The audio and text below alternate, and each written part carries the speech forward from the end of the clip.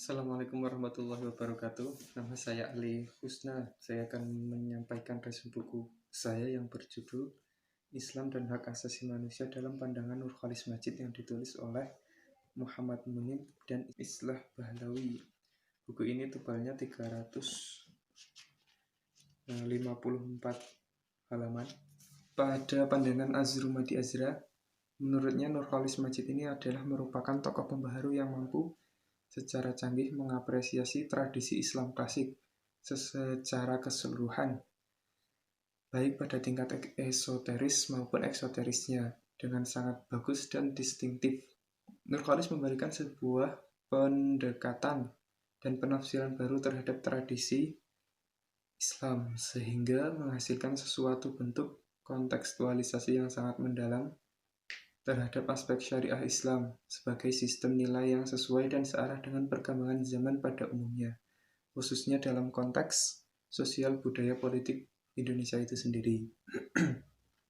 Selanjutnya adalah konsep dan pendekatan Nurcholish Madjid terhadap hak asasi manusia.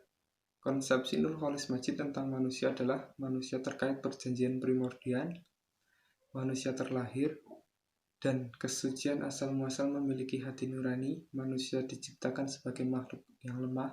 Manusia dengan dibekali akal, pikiran, dan agama. Manusia merupakan makhluk ciptaan Tuhan dan setiap manusia merupakan makhluk berharga seharga kemanusiaan universal itu, dan masih banyak lagi. Nurcholish memandang adanya clash atau antara hak asasi manusia Islam dan hak asasi manusia Barat yang berpaham sekuler, termasuk hak asasi manusia di Barat dikenal dari pelaksanaan kebebasan yang sepenuh-penuhnya. Dan inilah yang digarisbawahi Nurcholish Madjid.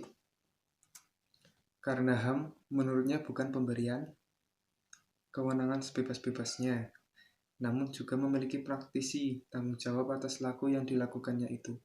Inilah gagasan hak asasi manusia yang Islamis yang digagas oleh beliau. HAM bukan hanya wacana simbolik.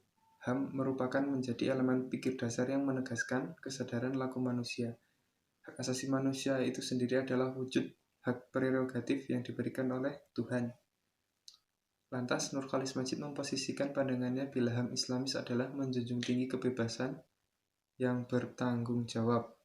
Nurcholish memandang adanya clash atau antara hak asasi manusia Islam dan hak asasi manusia Barat yang berpaham sekuler, termasuk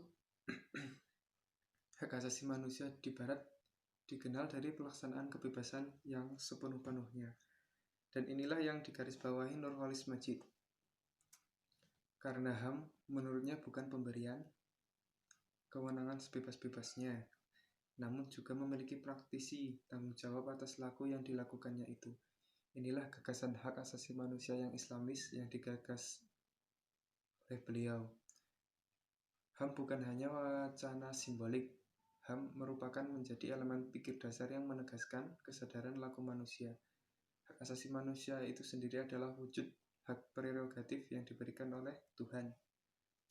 Lantas, Nurcholish Madjid memposisikan pandangannya bila HAM Islamis adalah menjunjung tinggi kebebasan yang bertanggung jawab.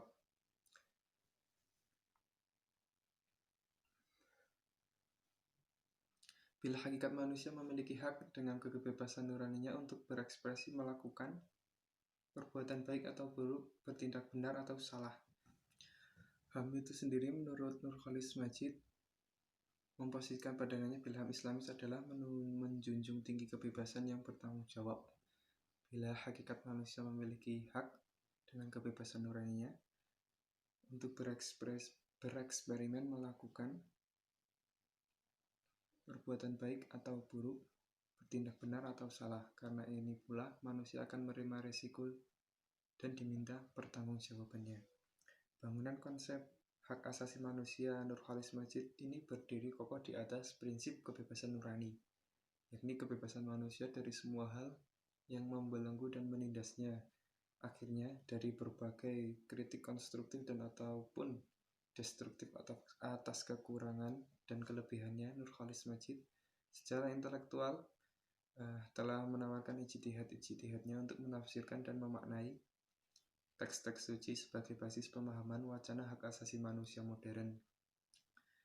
Dan tentunya penegakannya secara elaboratif dan komprehensif. Basis metodologinya berupa disiplin-disiplin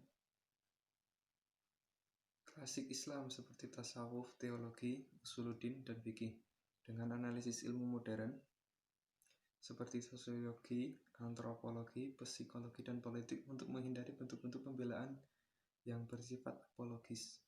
Inilah bentuk pendekatan integral dan holistik dengan yakin dan optimis. Tokoh ini berupaya meyakinkan umat Islam dan non-Muslim bahwasanya Islam merupakan agama yang dinamis, progresif, modern, dan memuat prinsip-prinsip universal untuk menjawab fenomena perubahan dan tantangan zaman. Dan inilah bentuk nyata dan real kontekstualisasi dan revitalisasi agama Islam sebagai agama yang rahmatan lil alamin. Terima kasih. Semoga bermanfaat. Wassalamualaikum warahmatullahi wabarakatuh.